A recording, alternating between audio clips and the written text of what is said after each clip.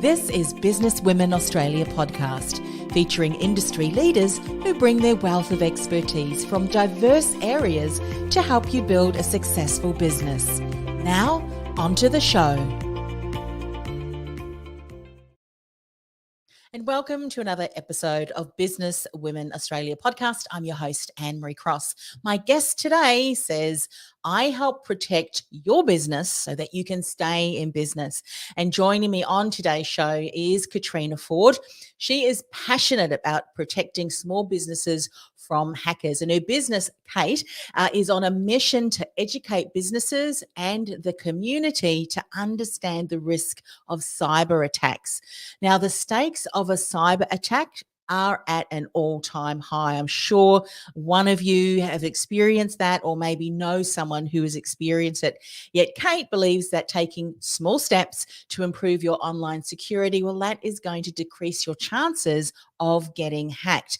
Now, with years of experience working with businesses of all sizes and across many industries, she has a strong understanding of business operations and what is required for business growth. And she applies this knowledge when devising and implementing tech solutions that will securely assist with business growth. Now, on today's show, Caitriona is going to share how to identify the weakest links in your business that could open you up and then result to a cyber attack. She's also going to talk about why SMEs, they're a target for hackers, as well as top 3 tips to protect your business from getting hacked. So welcome to the show, Caitriona. Thank you so much, Anne-Marie. Thanks for having me. As I said in the introduction, cyber attacks is far more prevalent now, and it's coming at us from all directions. So let's just dive in. What are some of the things you are seeing come across that we need to be aware of now across different platforms? Yeah, I think with the increase of remote working, we've just seen a whole different ball game now. Businesses had to pivot or move to remote working without very short notice, which has opened up the availability to hackers to access businesses through home networks like they've never had access to before. On a daily basis, I have people reaching out to me through my socials that are witnessing all different types of hacks and scams. Scams is probably the big one that we're seeing on the social media at the moment. And unfortunately, it's not just impacting individuals, it is impacting businesses. I think I mentioned to you that not last week, but the week before, I helped 8 small business owners across the world that have lost Instagram accounts. And some of them, that was their primary way of reaching their audience, to marketing their business for business growth. And they didn't really value that how important their Instagram account was to them until it was gone. And I think that's the big thing is for me is identifying what is important in your business so that when it does happen, that you can still recover and you can still continue to operate and grow your business. And I think that's the big thing. So ransomware attacks, they've always been huge and they still are out there. So that's malicious software being installed in your computer. And then they encrypt your files, which spreads through a network if you're in a business. But the number one thing that I'm seeing is it's all coming through scam emails, phishing emails.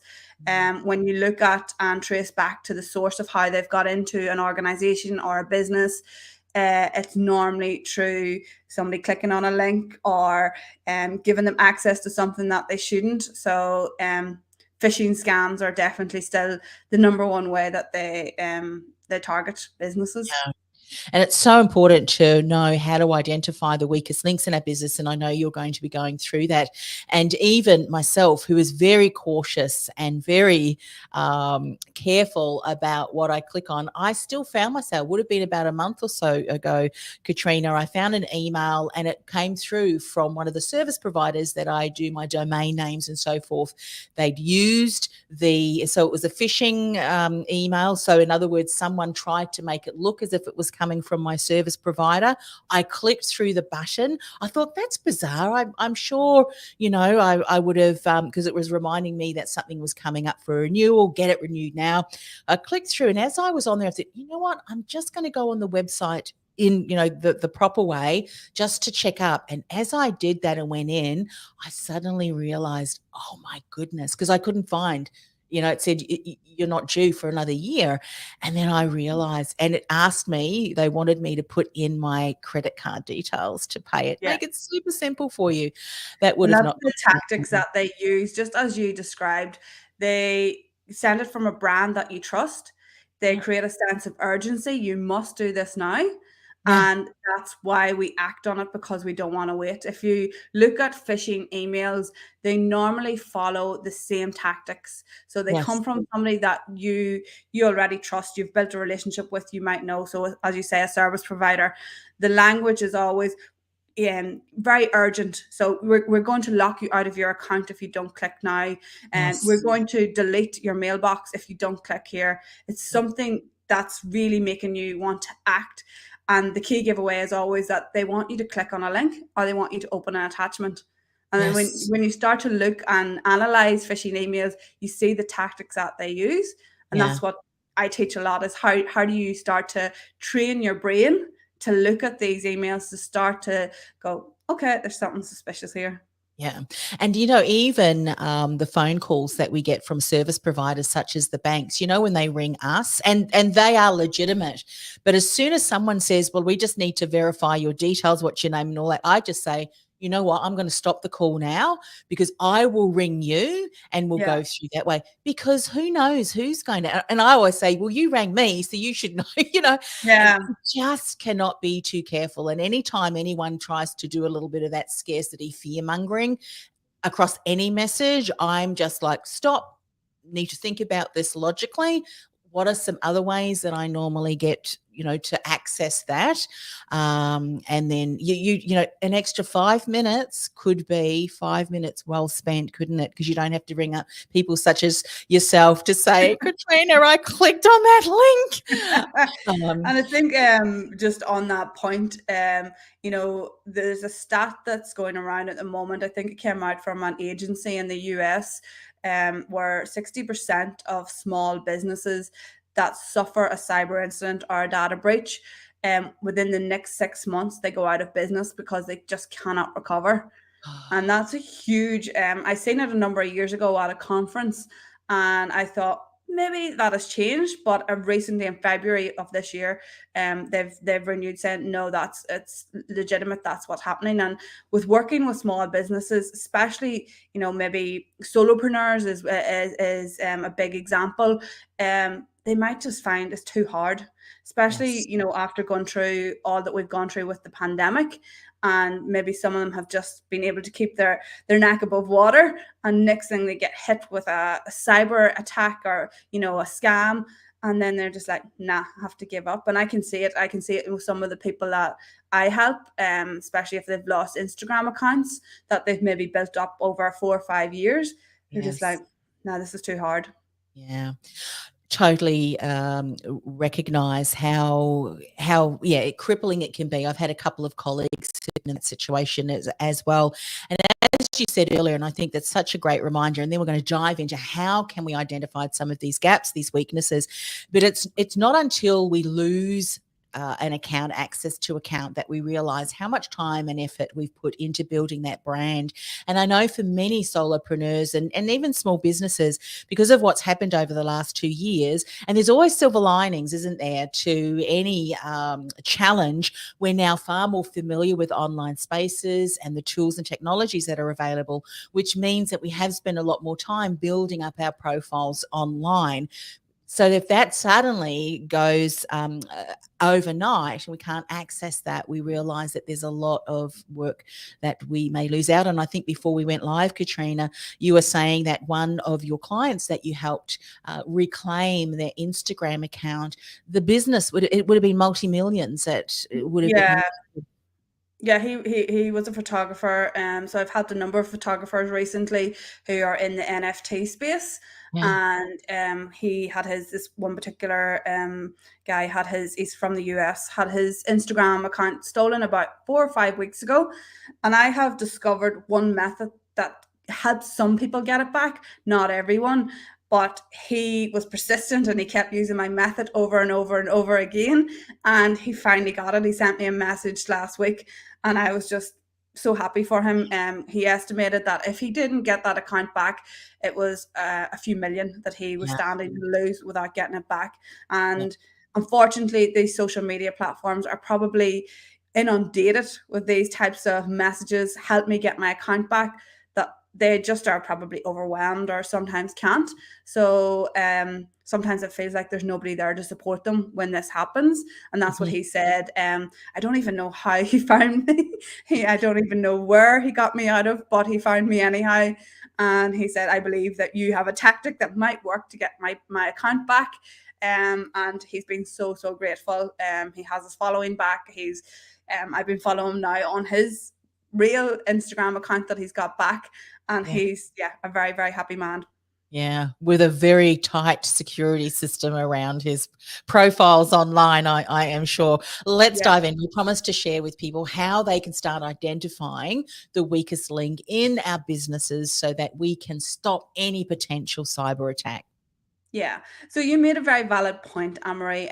With the rise of all these online businesses and people working from home and remote work, um, I am seeing at the moment a lot of small to medium sized businesses deploying technology into their business that they haven't really done research around, and they maybe just don't have the tools or the technical capability to secure those accounts. So therefore they put them in place. It's making their business operate and it's doing the job that it's been there to do, but they don't look at it from a security lens, and that is what's catching most people out.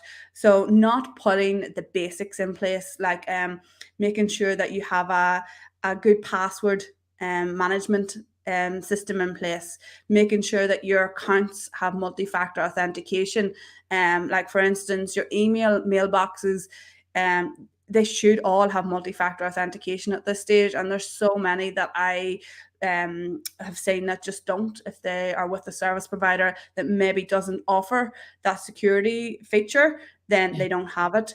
But the biggest, I suppose, weakness that I'm seeing is the mindset of business owners.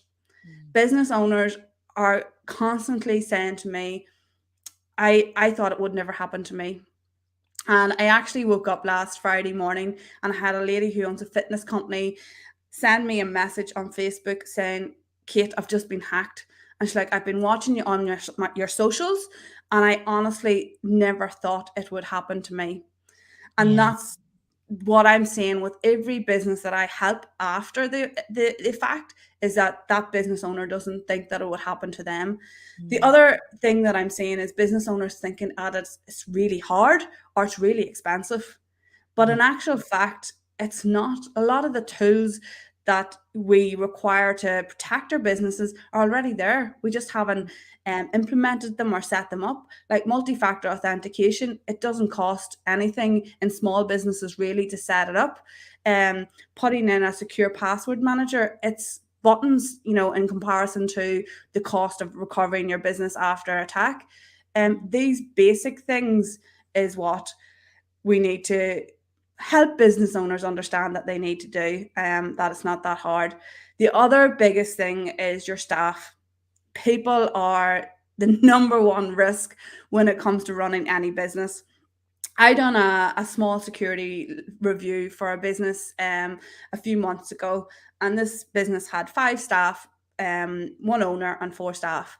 And the business owner was just so busy making the business work and doing all the things that they didn't really fully look at what their staff was doing around their systems.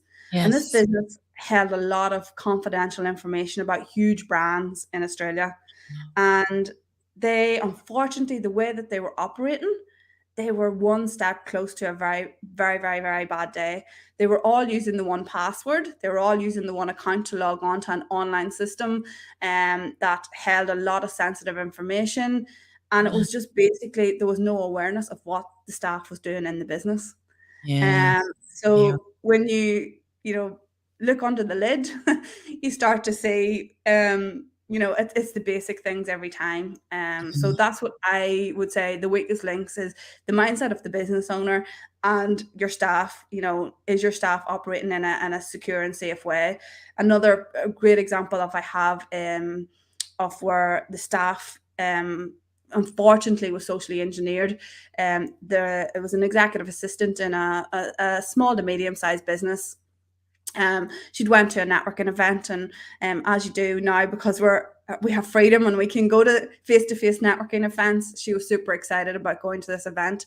So she took loads of photographs, put it up on her LinkedIn account, and 2 days later, she got an email from the event organizers asking her to give feedback on the event. But it Yes. wasn't the event organizers; it was a phishing attack. And when she Mm. clicked the link to open the survey, it installed malicious software, which ended up in ransomware on the business's computers, and it took them a week to get themselves back online again. Wow. So it's educating your staff. What are you sharing on your socials about the business that could then give hackers access, to socially engineer you, and those types of tactics. So definitely training your people is key these days. Yeah. It's interesting that you just share some of those things. I mean, with the staff and the security, we talk about the, the what did you call it when you're logging in, that there's a two-step process that you may have to, like it might send a code to Yeah, your smartphone. We have to put into place in our business, if we've got staff and for ourselves, maybe like a double opt-in too, if you do get an email, what are the things that you check? Because quite often when you take a step back and you don't kind of click first and then go, but ask and then kind of discern as to, is this a real email, is you can read the English, because sometimes the English is shocking and it just yeah, doesn't fit with who you know, because you can get emails from colleagues or friends or someone that you think is very trustworthy, and they are, but their email has been hacked, so it's not actually yeah, coming from them. The email from address, can often be, so there's certain things that we can have in place and teach our staff. These are the things that you need to look out for before you even click. Think before you click, or something like that. There should be a little motto, isn't it? Yeah, You that's a famous motto, think before you click. But Yeah. it's adopting a healthy suspicious mindset Yeah. that for some reason we have developed this trust with our emails, Mm. where we operate in a very fast-paced environment, not normally, and we just click through emails, click, click, click, and we don't think about what we're doing. Yeah. And that is probably why emails are still the number one way. Yeah. But the thing that we're also seeing is mailboxes getting compromised, and then the hackers continuing to communicate with people as if it is that person. And sometimes it can be very difficult to identify in that case. At the moment, there's what we call redirection scams that is happening a lot in the real estate industry, settlement agents, where they are hacking into mailboxes and convincing buyers and people that are transferring money to pay it into a separate account or a different account. I know of one company, and this happens a lot, where the emails get hacked. They intercept an invoice, they change the banking account details on an invoice, send it on, and then the person doesn't think anything different because it's come from the legitimate email account. There may have even been a previous conversation with the email or the invoice attached. They're using all these tactics so that we don't have any healthy suspicion. But again, it comes back to, if you have a business, what's your process around paying invoices? You should, if it's a new Double supplier. check if it's different from the Oh, one that's already on your, account. Ring, yeah. certainly ring. Tell me this then, Caitriona, why are SMEs then a target for these hackers? There's various reasons, but one of the reasons that we're seeing is that SMEs just don't have the budget to invest in their cybersecurity.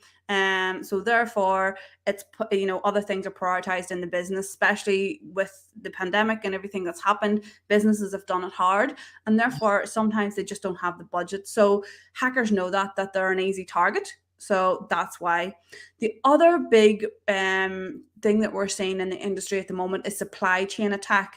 So they Right. could be targeted to get to who their customers are. So you say you provide services to a large corporate that's maybe in critical infrastructure, then Mm. it could be you are targeted to try and get into that critical infrastructure or into that larger customer. So the supply chain attack is quite big at the moment. So it mightn't actually be you that they're trying to get to. They might be just using you as the man in the middle. Wow.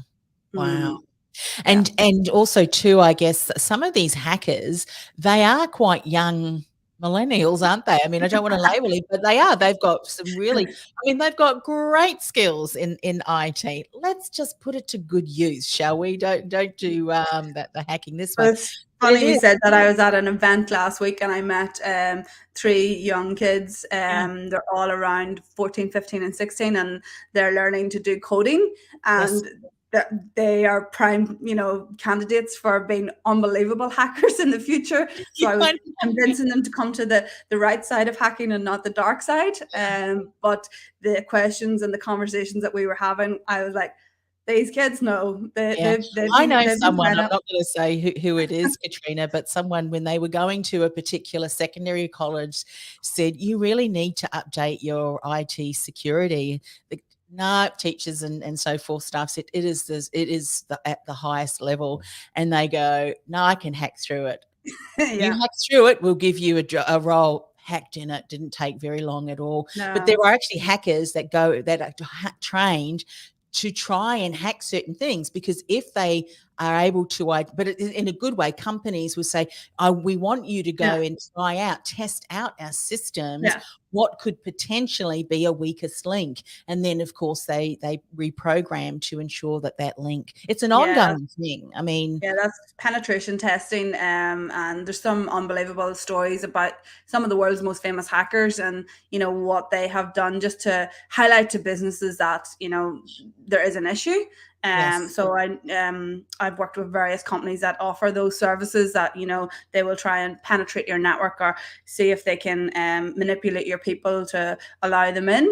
And it's a yes, really, if you've got a business and you are really concerned, it is a really good activity to do because it does yes. then really find out where those weakest links are. Smaller businesses probably maybe might not be fit to afford those types of services, but definitely in some of the larger corporates that I've worked in, that's a regular occurrence. So Oh, you always are on the especially watch out if you're under test or not. yeah.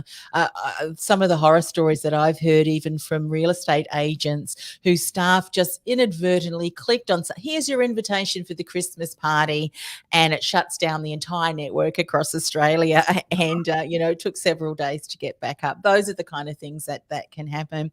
But Yeah. as we continue to talk about things that we can do to alleviate, I mean, you've provided already such wise advice. What systems could you, potentially open yourself up for?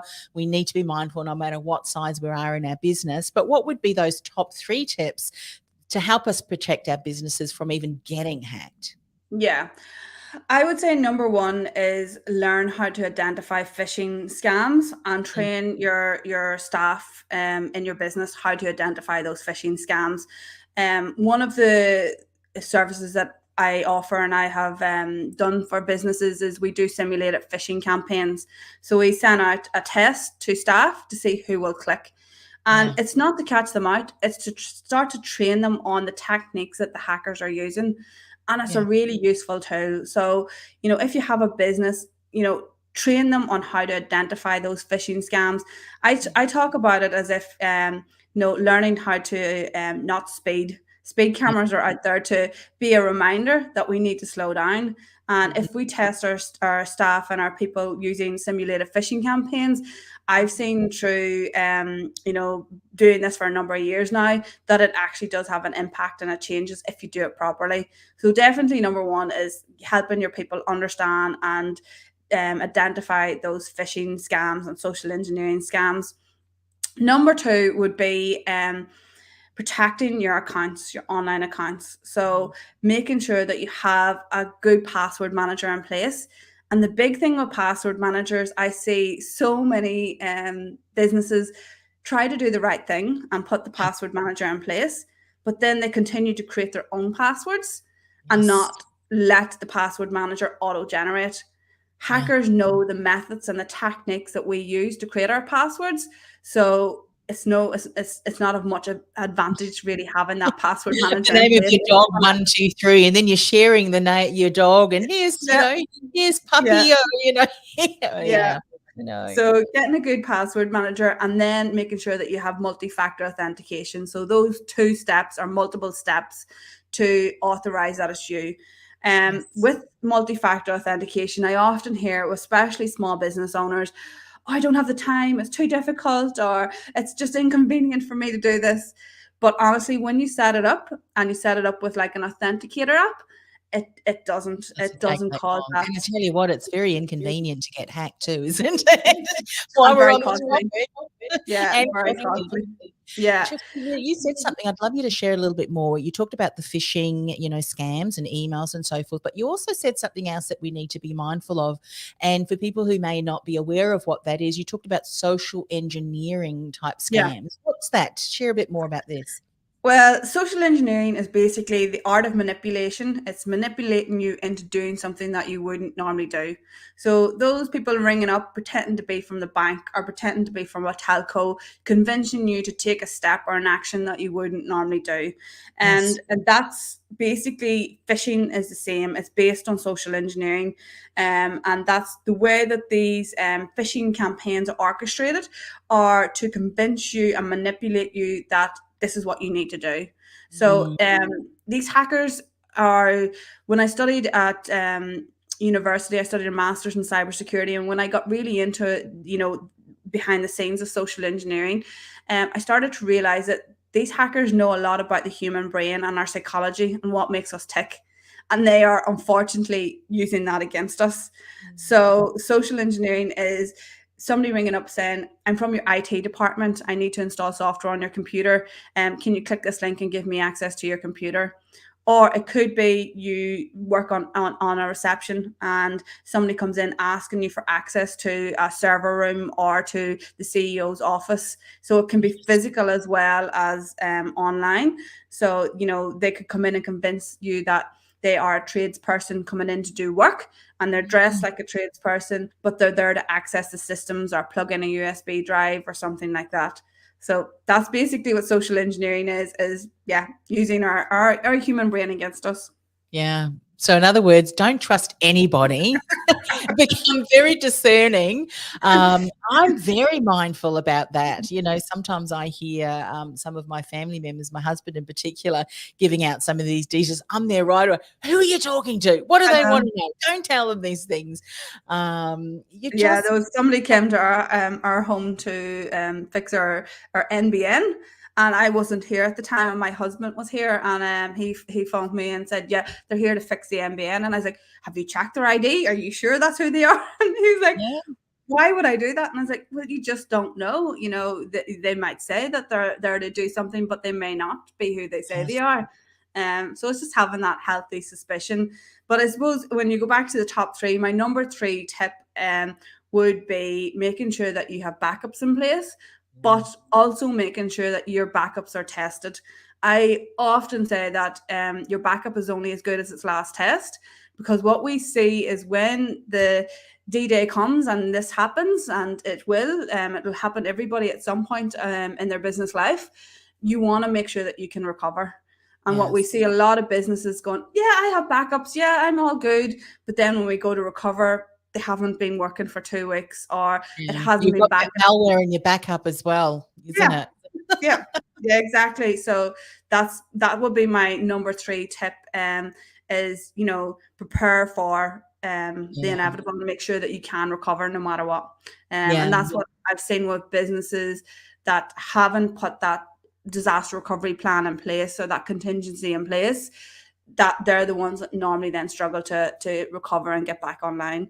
Yeah. And you should also, as a business owner, know how long it will take you to get back online, and what is your communication strategy to your customers, to your staff, to the media.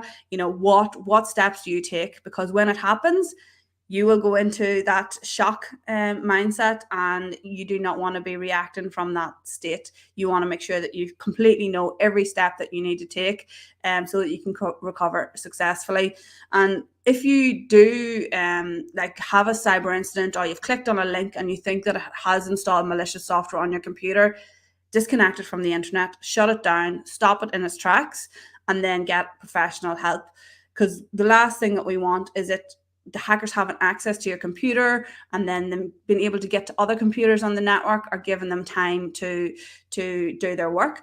And we've seen a lot of cases where something happens on a Friday afternoon, and then they have the whole weekend in a business network to do what they need to do. So Friday afternoon seems to be a key time that they will target businesses, knowing that we're on the wind down, we're looking forward to that glass of wine, to the weekend, and we're maybe not thinking how we normally should. And watch those triggers too for that social engineering, isn't it? Sometimes you see them come through on the messages. Hey, is this you in this video? And how many people, I know the people who've clicked on that, because then you see all these spam messages coming up, and then kind of like maybe a day later they go, don't click on that, I've been hacked. But as you said, this is so important. Address it now. Start to put into place some of these key processes that will alleviate even the potential to be hacked. But also, when we think of how we do business now, a lot of our businesses have tech, our websites, our computers, our smart devices. I remember years ago, Caitriona, I was multitasking, and I never really multitasked like I used to. When this happened to me, I was updating my website and, talking on the phone, doing a few other things, and I clicked the red button. And as I clicked that, I went, what did I just click? And it was, do you want to overwrite your entire website?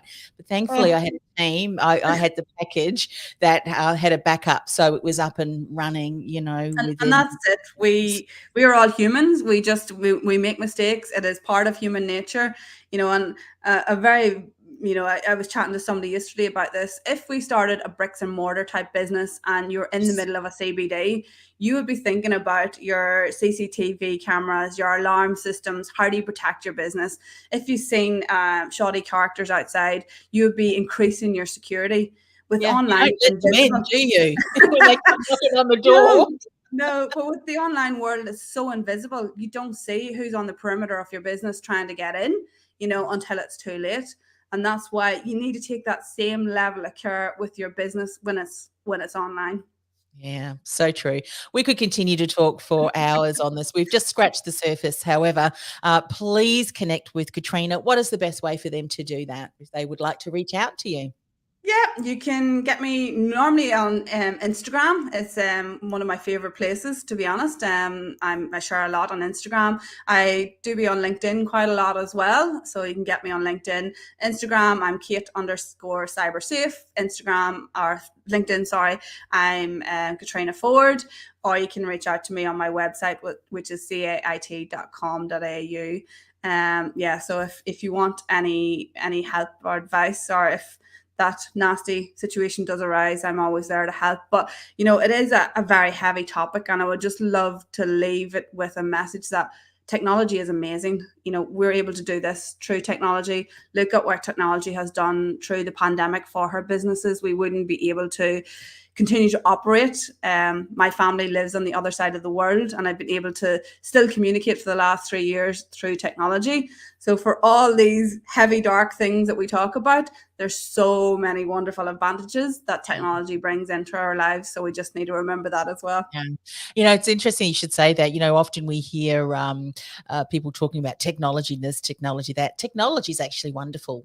It's the user that's using the technology, and you can use it for good or you can use it for bad. Let's be people that use it for good so that we can continue to share a message such as you shared today. And of course, if you're a member of Business Women Australia, then you'll be able to connect with Caitriona directly and maybe even meet at one of the wonderful networking opportunities we have as part of BWA. So thanks once again for coming on the show. Loved our chat today.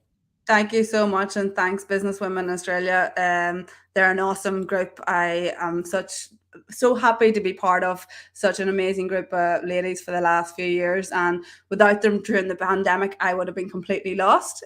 Working from home, Lynn and the rest of the team had awesome events online, and now we're back to face, and it's just such a really cool and inviting vibe that Business Women Australia have created. Yeah, absolutely agree. Well, thanks again. Thanks, Caitriona. Bye for now. Thank you. You've been listening to Business Women Australia podcast. Want to become part of a dynamic collective of women who are passionate about business success and personal growth? Go to businesswomenaustralia.com.au/membership to apply. That's businesswomenaustralia.com.au/membership.